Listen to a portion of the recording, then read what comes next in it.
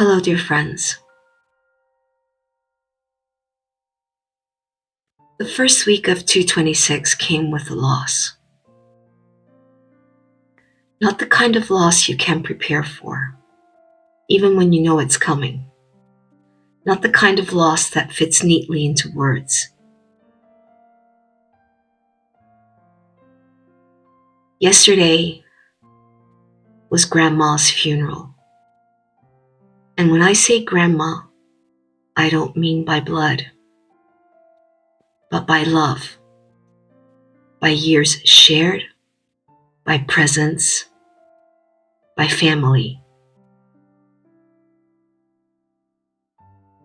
For the last 6 years, I was part of her care. Her son was her full-time caretaker. He carried that responsibility with devotion, patience, and love. And alongside him as family, I would come 3 or 4 times a week,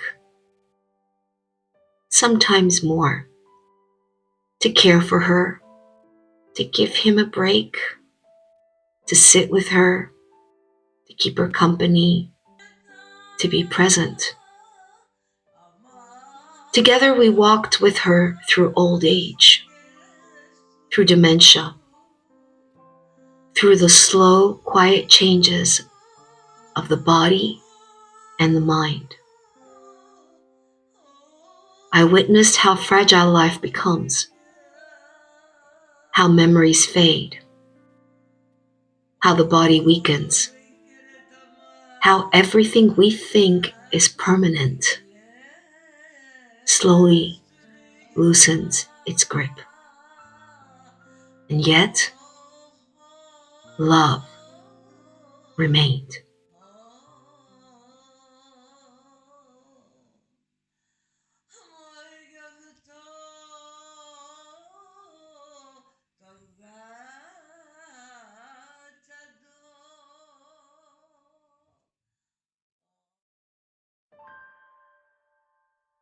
This year, my word is surrender. And I didn't know how deeply I would have to live it from the beginning of this year. She surrendered herself into the hands of the Lord. She passed away peacefully, surrounded by those who truly loved her. And now, the house feels different. I walk into her room and her bed is empty. Her chair in the dining room, in the lounge room, is empty. The silence feels heavier than before. Even now, as I'm recording this video, I would usually try to hear if she's okay. But now there's only complete silence. And you see, grief does that. It rearranges the space around you. When someone you love departs this life, the absence is not just physical. It's emotional. It's spiritual. It's woven into the smallest moments. And caregiving, even when shared, it changes you. Believe me when I say there was tiredness, mental fatigue, emotional weight. But now that she's gone, those things fade into the background.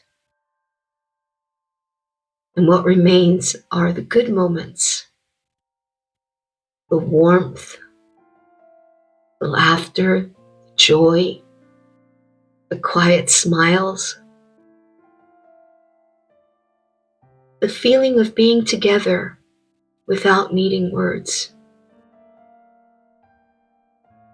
It's strange how grief works. You don't remember the weight. You remember the love. And I think that tells us something important. Love is stronger than exhaustion. Love is stronger than suffering. Love is stronger than time. And it's what the Apostle Paul says. Love remains, and it is the greatest of all. In the Christian faith and in our Orthodox faith, we don't believe death is the end. Christ himself tells us in John chapter 11, verse 25, I am the resurrection and the life. Whoever believes in me, though he die, yet shall he live. Death is not annihilation. It is a passage. It is a falling asleep. And St. John Chrysostom reminds us that for the Christian, death is not without hope, because Christ has already walked this road before us. This doesn't mean that grief is not real. Grief is real. Pain is real. Tears are real.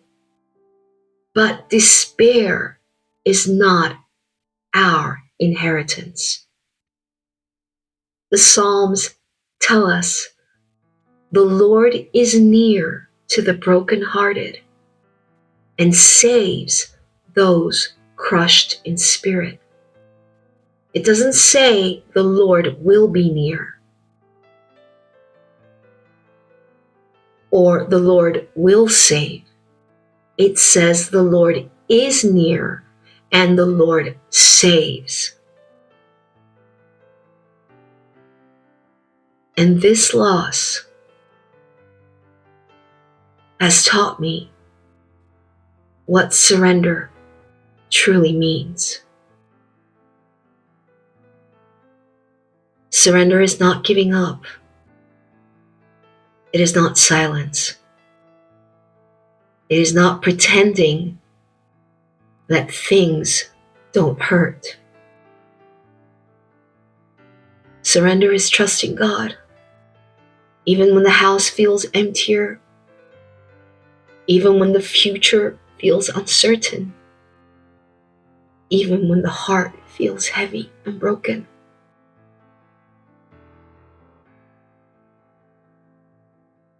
Many of the Orthodox fathers have taught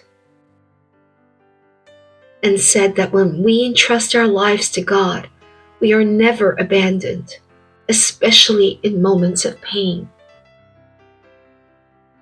Because God is present not only in joy, but He is present in grief,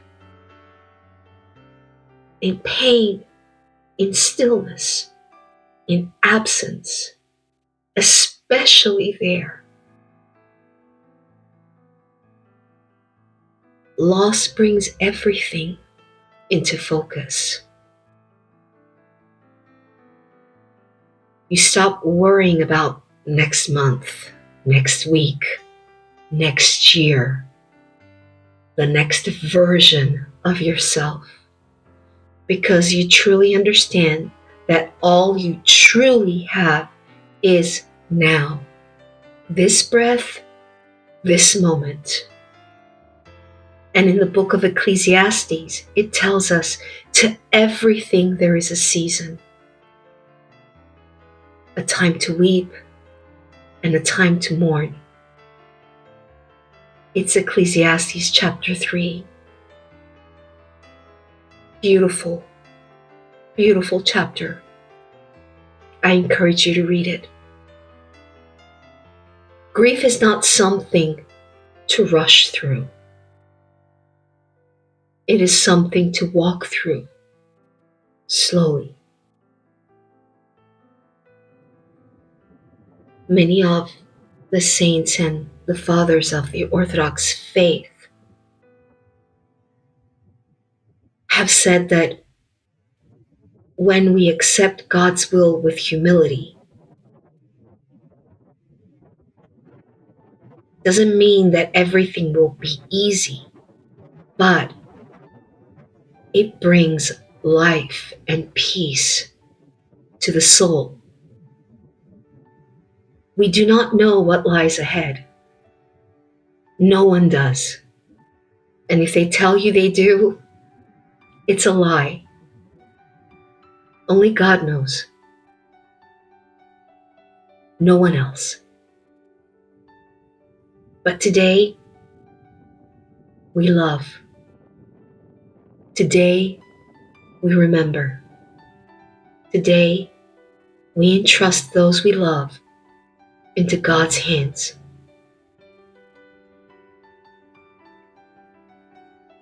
My heart today is also with her grandson and with her son,